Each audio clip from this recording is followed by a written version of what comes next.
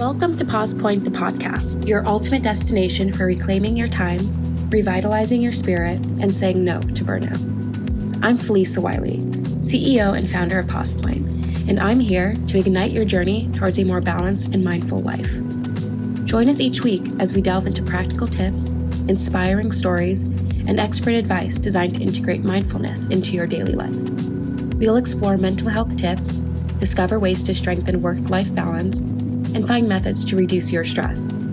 Whether you're new to mindfulness or seeking to deepen your practice, we're here to spark action. It's time to reclaim our time, take more breaks, and infuse our lives with moments of peace and rejuvenation. Join us starting July 15th for our debut season, where we'll share practical tips, inspiring stories, and expert advice to help you thrive in today's fast-paced world.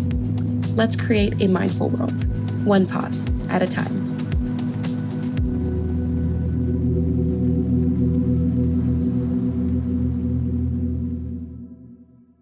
Welcome to this week's episode of Pause Point, the podcast. Today, we're excited to have Alicia Sebastien, a seasoned career coach and author whose professional journey through corporate America has been marked by resilience and adaptability. Facing industry shifts and personal challenges, including layoffs and a global pandemic, Alicia has turned adversity into a catalyst for growth and development.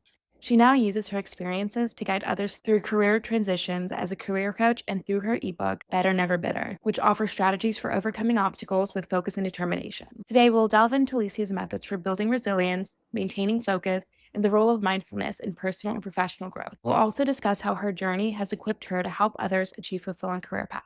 Alicia, welcome to Pause Point, the podcast. Can you please tell us a little bit about yourself and your journey? Hi, yes, I'm Alicia Sebastien. I was in the health safety operations doing HSC analytics, and I got promoted into an adjacent HR role, which was workers' comp associated. When doing that particular role, I felt like that was an idea of being good at something that came effortlessly. And from there, I got recruited from another oil and gas company to do data analytics, not necessarily HR adjacent work. I continued on that momentum. I got laid off subsequently a year and a half later after joining that organization. It was acquired by a larger organization. And in that time, I decided to go full speed ahead doing HR. So it took me from August of 2019 until March 2020 to secure employment in HR information systems. However, my offer was rescinded due to COVID in March of 2020. So I had to immediately pivot into doing another role in which I was still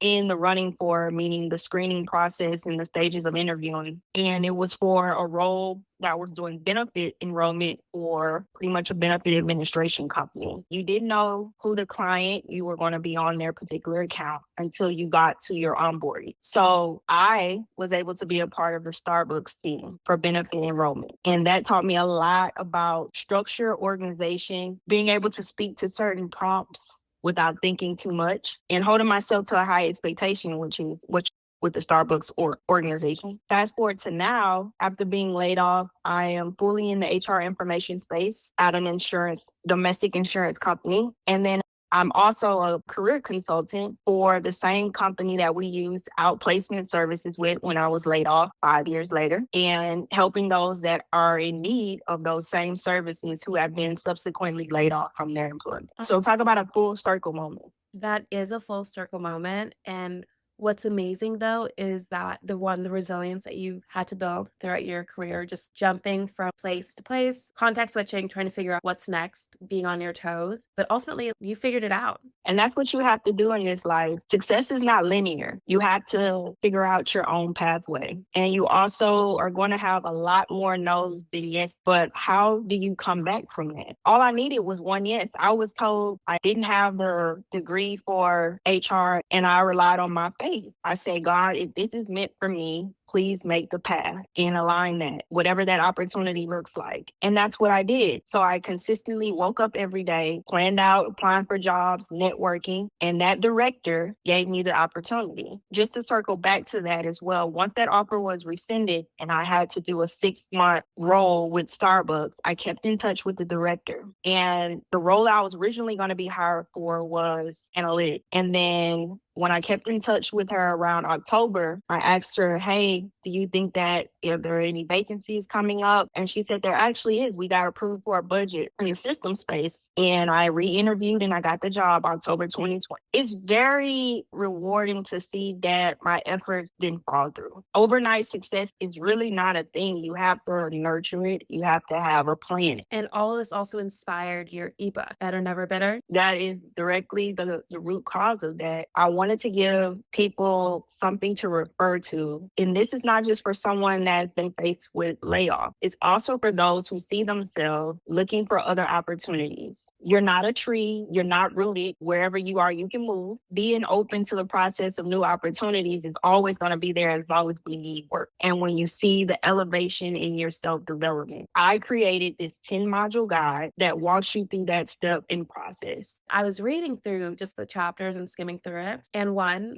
I love how the first step is processing the situation, because it's the first step for any sort of situation that happens. You need to take a step back. I really like the line that you used in module 1, which was, it happened for you, not to you. Because it also touches on not only is that person now processing what happened, it's acceptance. It's literally the first step to change. Being present, that's another key, is being present in the now. You have to absorb where you are, what you need in that moment, and where are you headed from that situation. And it does not define you.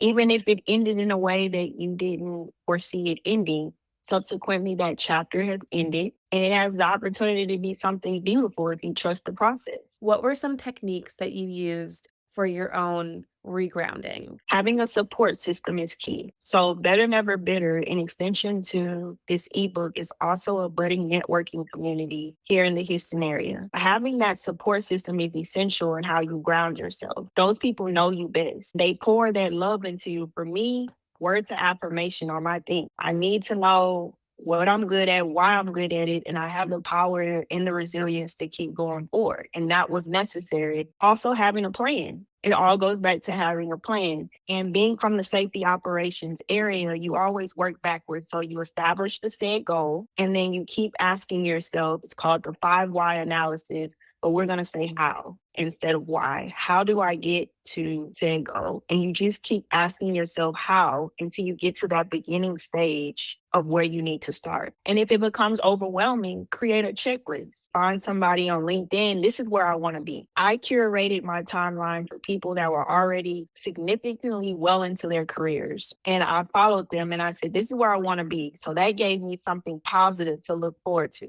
And having my timeline curate to that, also following recruiters in said space. Those were my steps, essentially starting out and getting grounded. I love that, because it's very true. Everyone needs a support system, someone to tell them, hey, I understand what you're going through, someone to hear you out and hear what you have to say, and also your words of affirmations. What are some of your words of affirmations? So this is coming from some of my favorite ones that I take on to my MacBook. I collect fortune. The first one is, don't wait for others to open the right door for you. That represents what we're doing right now, right?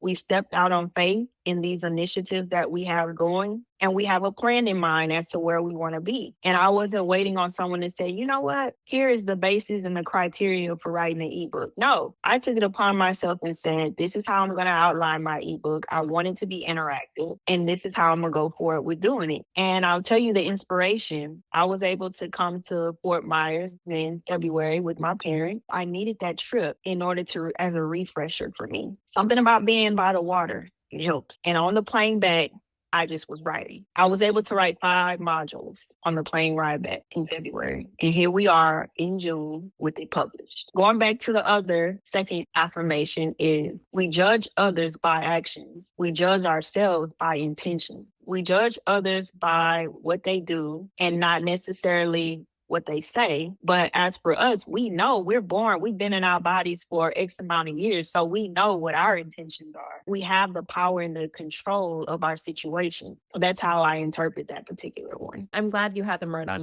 your MacBook. You didn't have to go. It's something that I don't have to, you can look at this every day. If it's a mirror or if it's whatever you tend to have your inspiration at, put those affirmations there. A mirror, my mother gave me a short one that I have on my mirror, and I can see it obviously when I'm looking at my stuff. It's necessary feeding yourself positive words positive messages, consistently repeating those messages. And until you literally have them memorized, you can't go wrong. When I read this book called The Artist Way, are you familiar with it? I'm not, but now you've added a book to my collection. It's really good. It's similar to your self-help ebook. It's primarily for artists trying to tap into your creativity, but the messages are the same, where step one is to journal every day, at least a minimum of 3 to 5 pages. I think the second step is to take yourself out on artist dates where you can be by yourself with yourself and really get to know yourself. Other steps include finding what values you're aligned with, writing out vision statements, and then just repeating those vision statements out every day. I have it in my Notion. Every day I would wake up, I would say my own words of affirmations. Let me actually see if I could get it up for you. Hold on. You might like this. You might be very proud of me. Yeah, it's my core values, my purpose and vision statements, and my affirmations, and my vow to myself. So every day I would repeat my ranked core values. There was about 7 of them, and I would change the ranking based off of how I was feeling that day. So for instance, like right now, my number one core value is spiritual growth. So I would repeat to myself every morning, I value having sacred boundaries that foster growth, a deeply grounded presence and authenticity, a balanced approach between intuition and action, and the courage to embrace change in my inner power. And that's just one. I have my second would be harmony, third, effortless, fourth, intelligence, and 5, discipline. I would just literally repeat every single one and recite it every morning. And then my purpose and vision statement, I would say, I exist to serve by achieving my goals, or I exist to serve by maximizing my possibilities. And by saying this, you feel like I said the second one and I got goosebumps because I feel it, because I wrote these, because I knew that these were very important to me. Giving yourself positive messages and letting yourself repeat them, very helpful in your day to day. And what I love about the modules that you created is that all of this is grounded in mindfulness, being in the present, and getting to know yourself, which sounds super, super easy. But we are in a world where there is so much noise, so many people telling us who we should be or what we should be, so many rules, whether it's politics in a workspace that we have to deal with, or when we're dealing with like family where you're not supposed to say something because X, Y, and Z is here. So we have all of these external constraints around us. Even just getting to know ourselves, understanding like who we are and what we want. Being by yourself is truly a gift. And I spend a lot of time alone. I live alone now after being with my parents for so many years. To say being alone allows you to push out, as you mentioned, the noise, and also just come to truth about who you are. When you spend so much time with yourself, you acknowledge that, okay, if I'm having a bad day and someone has directed something towards me, that's not of me. That has nothing to do with me. You can be able to decipher between the two because you've spent so much time by yourself to acknowledge that behavior is not representative of who you are. And that's a deflection coming from a challenge to those out there. Please spend some time with yourself. It's necessary for growth. And COVID set us all down. People were going absolutely crazy. And I was like, this is great for an introvert. I'm an introvert. I love it. Give me more. Obviously, it was a very traumatic situation and a lot happened during that time.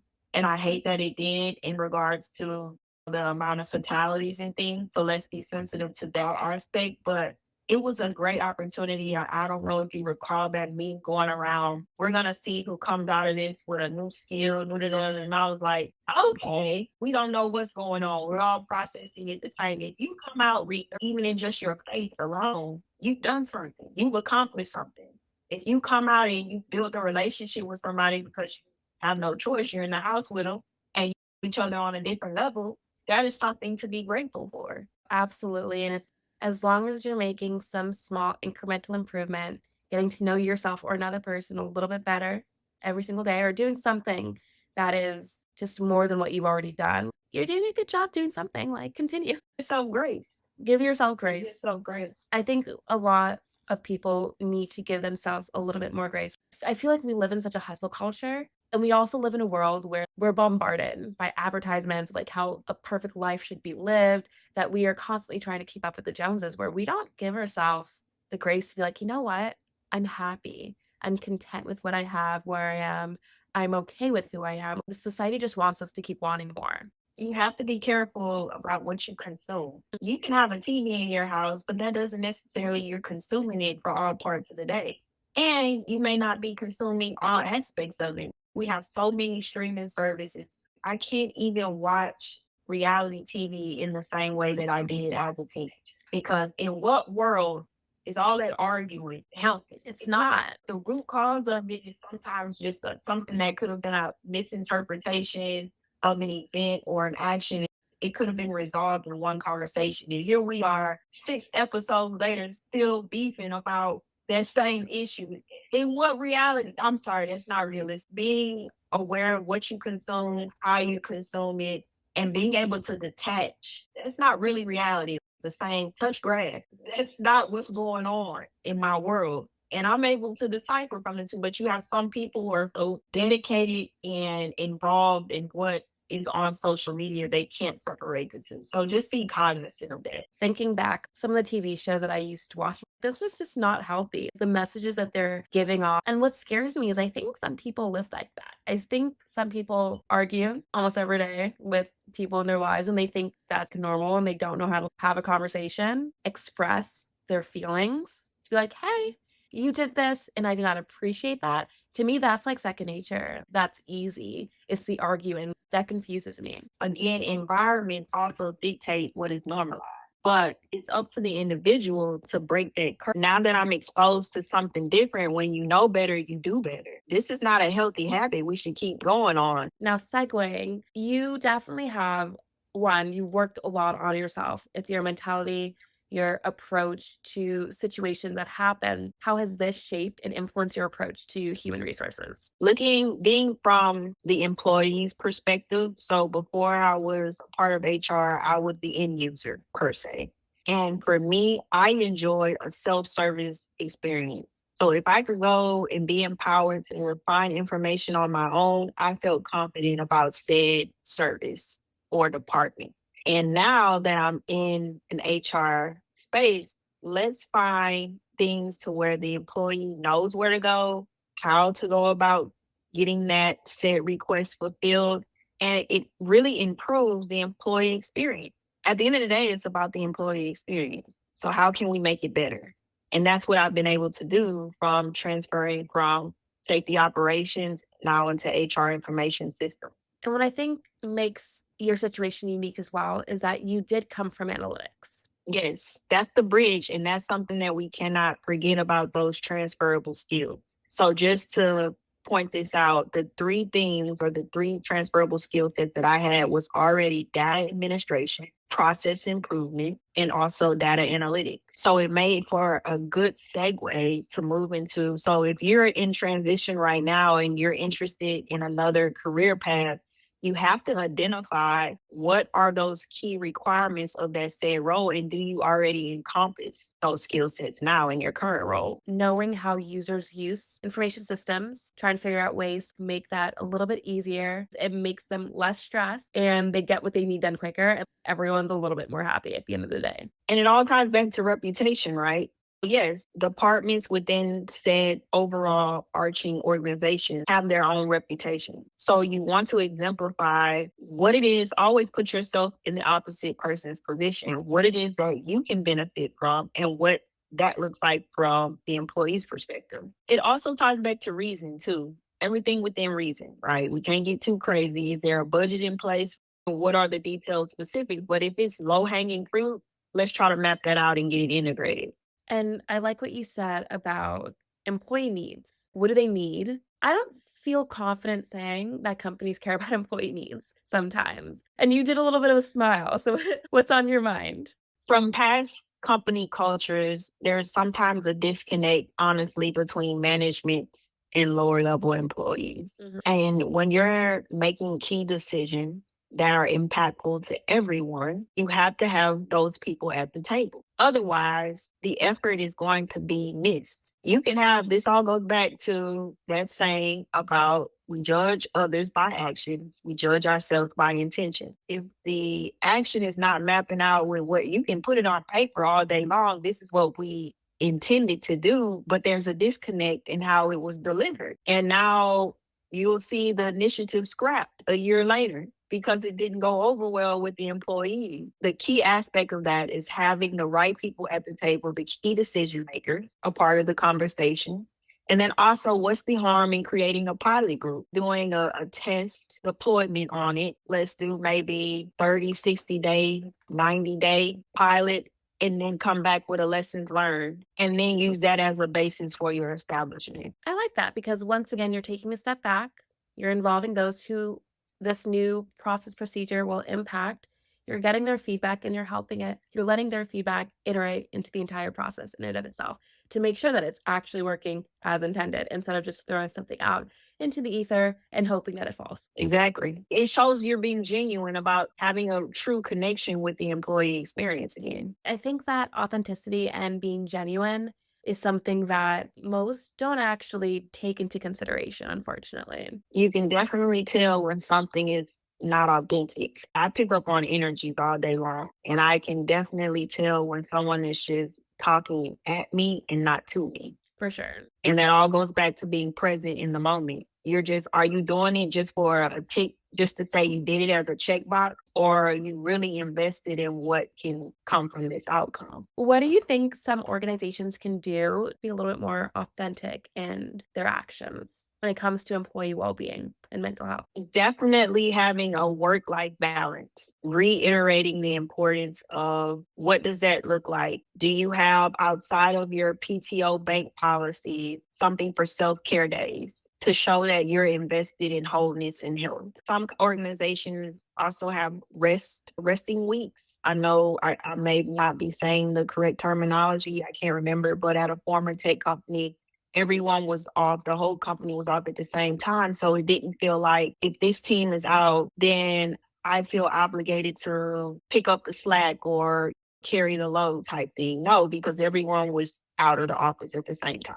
And it worked. I like that only because sometimes, even personally in my work, if I'm off, there might be another team that may need me. So I could very easily see how, okay, having everyone off at the same time, you all have no reason to be on your laptops. Close them shut. Why are you sending that email? And that one person who does send an email, we need to check in on her because something's. You need to make sure it's everything all right at home. How would you be able to measure the impact of mindfulness and wellness programs? Everyone loves a good survey. Why not? However, it's also about who is conducting the survey. I don't like when it's masked as though it's anonymous and it's in a Google sheet. Hold on, no, let's not do that. Let's actually bring in a third party organization that will handle the information. And then if there's a group or a team over a certain size, then the results are shared for that particular level of management to create action items around. I know it's cliche, people don't like surveys, and it also comes down to people being engaged in actually doing them. I've been in organizations where there's an incentive if we get X amount of things accomplished or surveys completed, you'll get an additional day off. For completing a survey, days off? Oh. Or HSA funds, something that can be directly impactful to the employee, obviously. A little bit If of there's a incentive. budget. It's a give and take. You're asking of someone to do something. Let's at least try to do what we can as an organization to assist in that matter. No, I like that idea. Here's a little something, give us a little something, you'll get a little something. Everyone wins. Yeah, exactly. And it all goes back to within reason. Everyone's organization is set up differently, but the key is being connected with what are the needs of your organization. Go to your Glassdoor page. Look at some of those reviews. Oh. Like anything in life, you got to have a barometer of what that looks like. And of course, anything on the internet you have to take with a grain of salt, but everybody can't be saying the same thing. It's really true. Glassdoor profile of one of my old jobs. And I remember when I first started working there, they had a 4.8 Glassdoor review. I think they're down to a 3.8. That's a whole point drop. Whatever they're doing is not working. And people are definitely saying the same thing. So if all they have to do is go, check, take note, it's anonymous. And I think people feel a little bit more at ease when when they could say what they need to say anonymously. Of course, some people could just be like angry and bitter, but 30 people can all be angry and bitter. That takes a lot of effort. Takes a lot. It takes a lot of effort. You just have to have your pulse on what's being. You have to have conversations with people, have small group sessions. It's all about relationship building. Once that person feels comfortable with you, they probably won't mind sharing, especially if it's in a one-on-one capacity. Comfort is Very important. I don't know about you, but sometimes in a professional setting, I get nervous speaking my mind. And I think it has to do with the layoffs that happened and me not wanting to put my head on the chopping block and me just wanting to be liked by others, especially my manager and who has the power to give me promotions and whatnot. I don't think I was in a healthy work environment either. You bring up a very good point about being liked. I quit caring about being liked a long time ago. It's about being respected. This is funny because this was an actual question by one of my directors. Would you prefer to be, it was an icebreaker question. Would you prefer to be liked or respected? And I said, being liked is transaction because I can be doing a million good things. And then the one thing that I don't do that you don't like, now we have an issue. So, no, judge me on the basis of my work ethic and my professionalism. And it all that ties back to being respected. So no, it's very transactional to me and I stay away from that because it's too subjective. It's true. It's very true. I just don't want to get fired. That is a reason for getting fired or whatever the case is, then that's not your place. I know. And honestly, I feel like this goes back to what we were talking about. I think we weren't even recording then, but companies just hiring their buddies. Yeah, they all like each other and they're also safe from being an individual contributor. And they have a little extra say in whether you stay or go. And I'm like, I just want to get up there and survive all of this. And that's that fight or flight thing. And that's not a healthy state to be in at all. And so once you recognize that, it's okay. This place is no longer serving. Now, don't get me wrong, we all have taken jobs to pay the bills, a means to make an end, Yeah. right? However, you also want to find a bridge to where it's feeding your soul, it's feeding your passion. And that's what I'm doing in the career consulting space. I enjoy seeing the direct output of my input with helping others because I've been there before. I definitely want to touch Yes. on your coaching. How do you help people?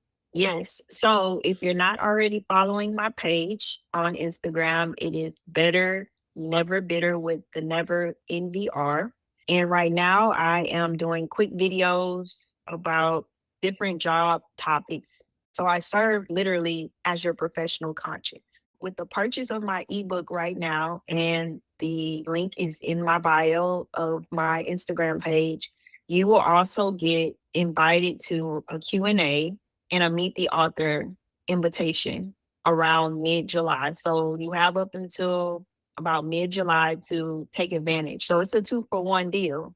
Very good opportunity. So you can get like a pick my brain in the same sense. If you have questions about where you are in your career and what's next. Also, I do look forward to doing partnerships with others in any capacity in which I can and speaking engagements. So I'm open to doing speaking engagements. If you have your brunches, your lunches, hey, call me and I'll be happy to set something up with you. I'm on TikTok as well. So whatever you prefer, that's where I'm on. TikTok, Instagram, and also my Facebook is my name, my full name handle, Alicia Sebastien. That's amazing. So I love that you're fully inclusive. We have your ebook, you have a coaching service, you're on all the platforms, and you are literally just here to help people be the best version of themselves, solidify their wants and needs in terms of career development, and guide them through it based off of your own personal experiences. Yes, exactly. Love it, here Thank for you it. so much. Of course. Even though your book is focused on career development, honestly, I see this as personal development too. I see it as you just getting to know yourself better, you creating goals, and you figuring out and learning about yourself. And then also, yes, you did talk about networking, aligning your brand, which for your professional brand, which I also think people could do in their personal brand as well. I know that you went through a lot with your own career search and you came to Fort Myers and you felt refreshed and you wrote those 5 modules. What in it sparked where you're like, I need to write this and I need to share this with others? I want to leave a legacy behind. And all of the great creatives that have gone on, they have a piece of them still left here for others to enjoy. So that is my legacy. Writing out, even just journaling different thoughts and things that led me to this space. of creating this ebook. And that's why I wanted to put it in writing and on established platforms so that people can have access to that information. And you may not need it now, but it's always good to have as a point of reference in the event you do. Or if you know somebody who does, it's a great gift. Plug in that as well. It is a good gift. For some of your journaling, do you have specific prompts that you use, or is it more of a free writing experience for you? Free writing. My brain, it never stops. It never turns off, unfortunately. Right now, I'm up to midnight. I have insomnia really bad. And that is my way of my thoughts saying, okay, you need to purge. You need to get it out. You need to write it down, or you need to put it in action in some kind of way. So it's just free flowing. And sometimes it doesn't even make sense, but it's my way of just getting it out. And how has your understanding of mindfulness evolved through your writing? Just being able to enjoy where I'm at in this stage in my life.